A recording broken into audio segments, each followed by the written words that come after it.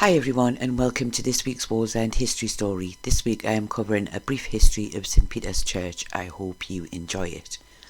Some of the information for this story came from a little booklet that was written by the late Don Price, who I believe was a member of Wallsend Local History Society. Obviously it's not word for word what he wrote, this is my version, and it also includes information from my extensive newspaper and other research. St Peter's Church was built as a replacement for Holy Cross Chapel, or church. Some people call it chapel, some people call it church. I may change this during the conversation, as I do often skip between the two. Holy Cross Chapel Church, which we now mostly refer to as Holy Cross Ruins, as obviously that is pretty much all it is now, and it has been since the late 1700s. This drawing that you can see on the screen is my version of a picture of the church from around 1813. How true to life it was is hard to tell, but I hope you like my version of it. At one time, Holy Cross was the only church between North Shields and Newcastle. I'm not sure if it was used by people outside of Wallsend, as that information isn't easy to find out. In 1791, a meeting of the Wallsend Council was held to discuss the idea of repairing and extending Holy Cross ruins. However, it was pretty quickly decided that a new church in a different location would be much better. At this point in time, Holy Cross was on a hill and well away from the main part of Wallsend, so something closer was definitely going to be better. Mr. William Clark is given as being the person who decided to remove the roof of Holy Cross Chapel with a view to repairing it.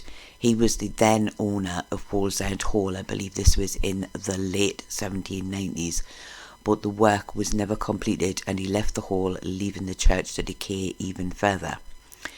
It took quite some time to agree to the building of a new church, and many years passed from the first talks. Eventually it was agreed to build the church on some land which at the time was known as 3 Nooked Close. Where that name comes from I have no idea, but I honestly do love to find these interesting names that used to be part of Wallsend life in the past. The bill to build the church, or the cost, was planned to be paid for from the land rates. However, this plan was blocked by the Dean and Chapter of Durham, who felt that the costs to build should be shared by the wealthy landowners of Wallsend and the wealthy coal mine owners, and not just the population of the town. They also promised £200 themselves towards the cost. This simply resulted in what I'm happily calling faffing about. The Wallsend Council could not agree on who should pay what, so talks went on for some more time. It does make me wonder if there was a lot of I'm not paying more than him, or I won't pay if he doesn't, but whatever it was, it certainly helped to hold things up. Of course, during this time, the old Holy Cross Chapel was unfit for use, so services, marriages, etc. had all been taking place in the schoolhouse on the village green, or simply the green as we now call it today. In 1807, it was discovered that none of these marriages had been legal, as the schoolhouse had not been consecrated for use, which also meant that all of the children that were born through these marriages were illegitimate too. This did not go down very well at all. A bill had to be passed very quickly by Parliament to legalise all of the marriages, and also obviously all of the children from those marriages were now legitimate. But this also created a great rush to now build the new church. It simply could not be put off any longer. It had taken around 16 years to finally agree to the building of the new church, but finally on the 10th of November 1807 the foundation stone was laid, and on the 27th of April 1809 a service was held and the church was dedicated to St Peter and the burial ground was consecrated. I haven't actually been able to find any articles about the service, but it was estimated that around 1,500 people attended, and that the first rector of the church was Robert Blackett. Robert Blackett also created this picture of the original church, which you can see on screen at the moment. However, this is my version of his picture and not his actual drawing.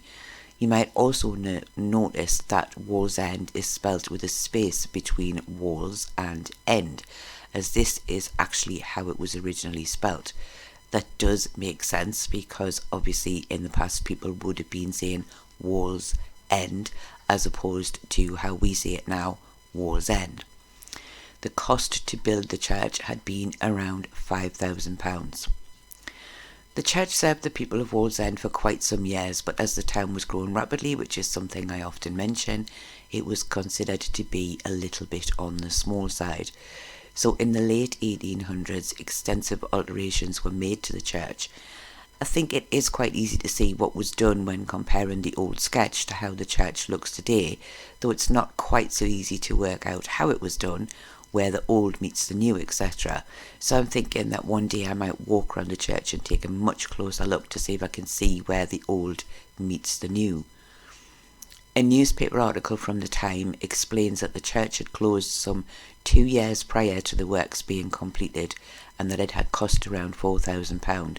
This article also described the original church as being very nice to look at, but terribly cramped inside, hence the need to upgrade to something larger. The new organ had been rebuilt by Harrison's of Durham, and the church was said to be heated by a low-pressure water apparatus. I'm assuming this is some kind of early central heating. The gas lighting was said to be by means of wrought iron pendants, and those in the chancel areas were partly gilded. The font in the baptistry is from the old Holy Cross ruins, and the baptistry was said to be made to the memory of the former rector of the church, the Reverend Richard Jenkins. The tower was raised, and the stumpy spire, as they described it, which was said to have badly decayed, was also removed. After the alterations were completed, the rededication of the church took place on November the 1st, 1892. The opening sermon was performed by the Bishop of Newcastle, and Canon Henderson read the prayers. And at the end of the service, an organ recital was given by Mr. Harrison of Durham. I am assuming that this is the same person who had actually upgraded the organ. It was hoped that the church would serve the people of Wallsend for many years to come, and of course the church is still there today and still very much in use. The church has several beautiful stained glass windows, including a recent one which was added in 2017, which really is stunning. It's well worth going to have a look at. The church inside is very well looked after, and since 1892 it has undergone further restoration work, but it is still very much how it was in 1892 on the outside, and it's a church that is well worth a visit for people who like visiting churches. Outside of the main entrance to the church itself, you can find the old Wallsend stocks, although you can only see half of them as the top half is no longer attached and is kept inside for safekeeping. I do believe they were also moved, as they used to be closer to the gates beside the road, but I can't actually find the information to confirm this, so if anyone knows for sure, please do let me know. However, I did find an interesting little article dated 1893, where a man by the name of Mr. Middleton Morrison, I even like his name, I think that's a fabulous name, who was around 63 years old at the time. He claimed to have been the last occupant of the stocks along with a school friend when he was around 12 years old. Having played truant to go fishing in the burn closes and then apparently making a little girl drink the water containing what they had fished out of the burn was the crime they had committed. They were caught and placed into the stocks. He also goes on to say that they were later locked inside the school.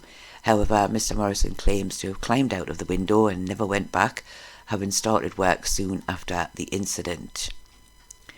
The churchyard includes several mass burial sites: the 1835 pit disaster, the 1815 pit disaster which happened at Heaton Main Pit, but the majority of those killed were from Wallsend, and there are also those from the 1821 pit disaster and several other smaller graves from other pit disasters.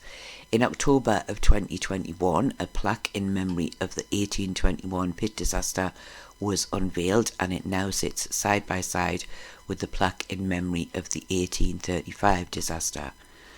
St Peter's Church is the oldest church in Wallsend, obviously excluding the ruins of Holy Cross, and it is also a Grade 2 listed building. I know that many Wallsenders were married and christened here, and I actually remember arranging a guided tour for the members of the Wallsend Memories and Photographs Facebook group a few years ago, which was very, very popular, so the church is something that is still very well loved. I do hope that you have enjoyed this short and, as I said previously, very brief history of St Peter's Church, and I thank you all for watching, and I hope to see you all again very soon.